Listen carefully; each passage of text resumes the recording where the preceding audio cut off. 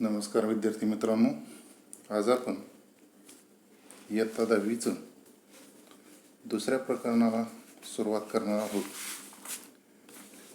यापूर्वीच्या इयत्तांमध्ये आपण भूगोल या विषयामध्ये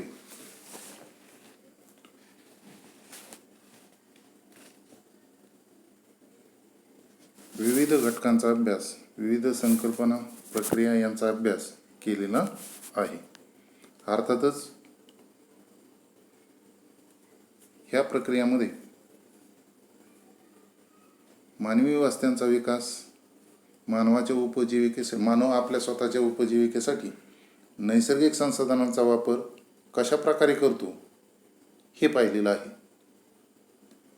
त्या नैसर्गिक संसाधनांचा कच्चा माल म्हणून वापर करून त्यापासून पक्का माल तयार करतो, अधिक उपयुक्त असा पक्का माल तयार करतो आणि त्या आधारे स्वतःची उपजीविका भागवत असतो. अर्थातच मानवानं स्वतःच्या गरजा भागवण्यासाठी अतिरेकी प्रमाणामध्ये नैसर्गिक साधनसंपत्तीचा वापर केलेला आहे. त्याचे दुष्परिणाम सुद्धा आपण विचारात घेतलेले आहेत. तसा विचार करत असताना भूगोल हा विषय जर चांगल्या प्रकारे समजायचा असेल तर त्यासाठी आपण आपलं निरीक्षण वाढवणं गरजेचं आहे. आपल्याला वर्गीकरण करता येणं गरजेचं आहे. फरक, तुलना, आलेख, आकृत्या, नकाशा यांचं वाचन, मूल्यमापन, विश्लेषण, निष्कर्ष, सादरीकरण, चिकित्सक विचार या क्षमता आपल्यामध्ये विकसित होणं गरजेचं आहे. आणि त्यासाठी आपल्या या वर्षीच्या भूगोलामध्ये त्या संबंधीचा विचार केलेला आहे. ह्या सगळ्या घटकांचं सगळ्या क्षमता प्राप्त करून घेऊन आपण भूगोल या विषयाचं ज्ञान उपयोजनामध्ये, दैनंदिन जीवनामध्ये कसा त्याचा उपयोग करतो हे महत्त्वाचं आहे. अर्थातच सभोवतालच्या भौगोलिक परिस्थितीचं ज्ञान विचारात घेऊन, त्या संकल्पना विचारात घेऊन त्याच्या आधारे त्या ठिकाणचे मानव कसे राहत असतील हे आपण या वर्षीच्या अभ्यासक्रमामध्ये त्याचा विचार करणार आहोत. त्यामुळं आपल्याला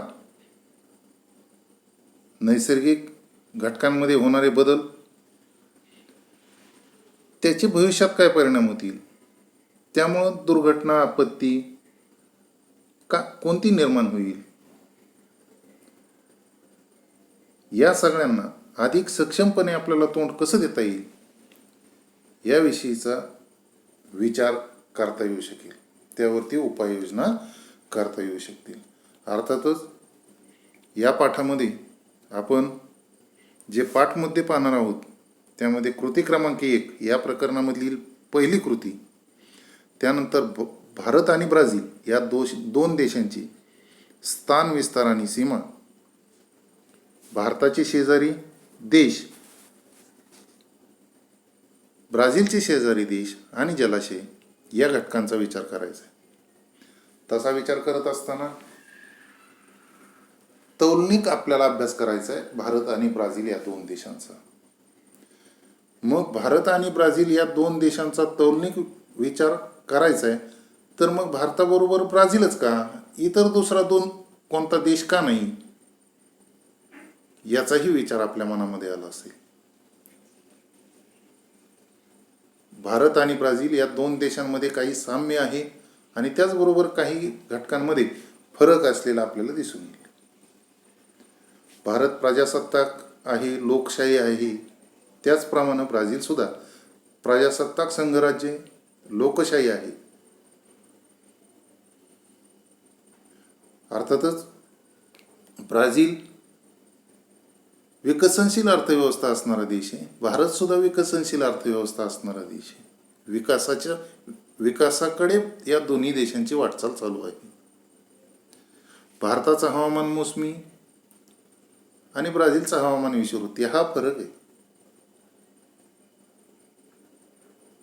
आणि या सगळ्या घटकांचा विचार करून या दोन देशांची माहिती या अभ्यासक्रमामध्ये आपल्याला पाहायला सुरुवात करायची आहे. सुरुवातीला पहिली कृती आहे. तुमच्यासमोर पान नंबर 9 वरती हे दोन राष्ट्रध्वज दिसत असतील. त्या दोन राष्ट्रध्वजांचा विचार करत असताना पहिला राष्ट्रध्वज आपल्या परिचयाचा आहे. हा राष्ट्रध्वज आपल्या परिचयाचा आहे, हा भारताचा आहे. दुसरा राष्ट्रध्वज कोणत्या देशाचा असेल याचा विचार आपल्याला करायचा आहे. त्यासाठी सूचक विधानं दिलेली आहेत.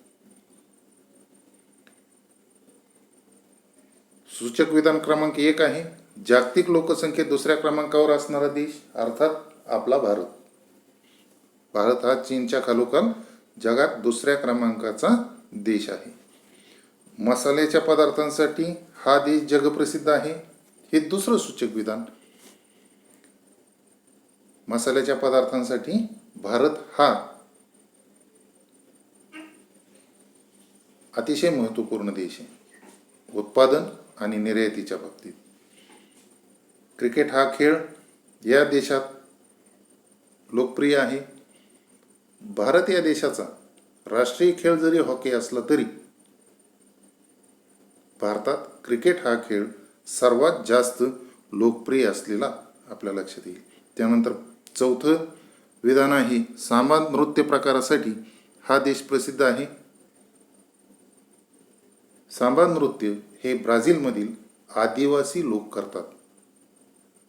म्हणजेच सांबा नृत्य प्रकारासाठी ब्राझील हा देश प्रसिद्ध आहे. जगाचा कॉफीपॉट म्हणून या देशाला संबोधले जाते. अर्थातच जगात सर्वात जास्त कॉफीचं उत्पादन आणि निर्यात ब्राझील या देशामधून होते.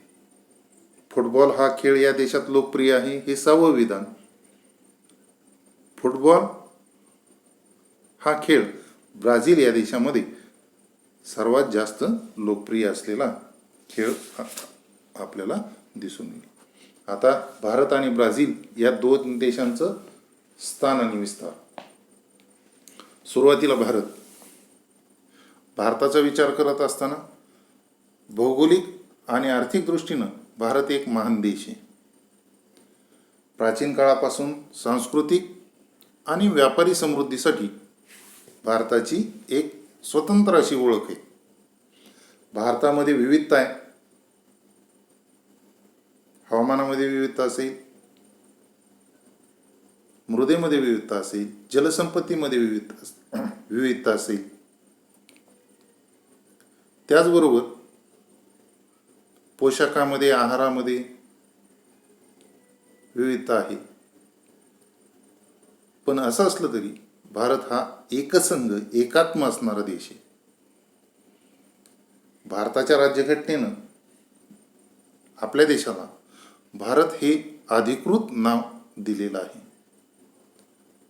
अर्थातच जगातली सर्वात मोठी लोकशाही म्हणून भारताकडे पाहिलं जातं.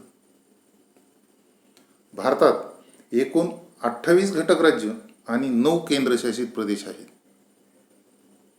पूर्वी 29 घटक राज्य आणि 7 केंद्रशासित प्रदेश होते. जम्मू काश्मीर या घटक राज्याचं 2 केंद्रशासित प्रदेशामध्ये विभाजन करून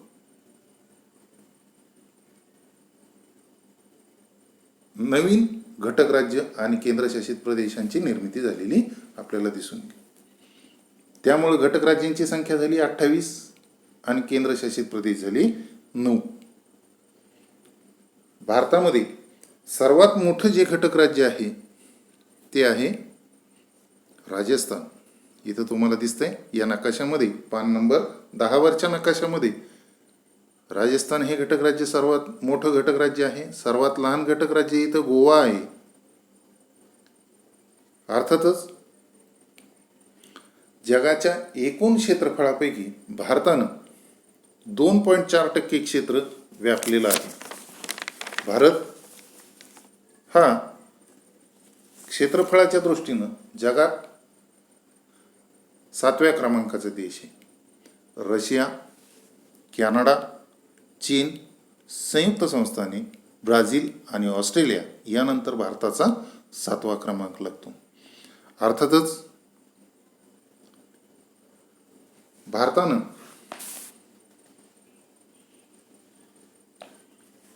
स्वतःचं स्थान जगामध्ये अतिशय महत्त्वपूर्ण बनवलेलं आहे. भारताची राजधानी ही आहे नवी दिल्ली. इथं आहे भारताचं सर्वात दक्षिणेकडचं टोक आहे ते आहे इंदिरा पॉईंट. भारताचं सर्वात दक्षिणेकडचं टोक. भारतीय द्वीपकल्पाचं सर्वात दक्षिणेकडचं टोक आहे कन्याकुमारी. हे दोन फरक लक्षात ठेवा. भारताच्या द्वीपकल्पाचं दक्षिणेकडचं टोक आणि भारताचं दक्षिण टोक, हे दोन घटक आपण लक्षात ठेवणार आहोत. भारताचं स्थान पृथ्वीवरती उत्तर आणि पूर्व गोलार्धामध्ये आहे. विषुववृत्ताच्या उत्तरेला आणि मूळ रेखावृत्ताच्या पूर्वेला भारत पसरलेला आहे. आशिया खंडाच्या दक्षिण भागामध्ये भारताचा विस्तार झालेला आहे. अर्थातच या सगळ्या आशिया खंडाच्या दक्षिणेकडील देशांमध्ये म्हणजेच पाकिस्तान, अफगाणिस्तान, भारत, नेपाळ, भूतान, बांगलादेश, म्यानमार, श्रीलंका आणि इकडे दक्षिणेला असणारे मालदीव बेट, यांच्यामध्ये भारत हा सगळ्यात महत्त्वपूर्ण देश आहे. त्यामुळे आशियाचा हा जो दक्षिणेकडचा भाग आहे त्याला भारतीय उपखंड या नावानं ओळखलं जातं. भारताचा अक्षरवृत्तीय विस्तार झालेला आहे 8°4' उत्तर ते 37°6' उत्तर अक्षरवृत्त.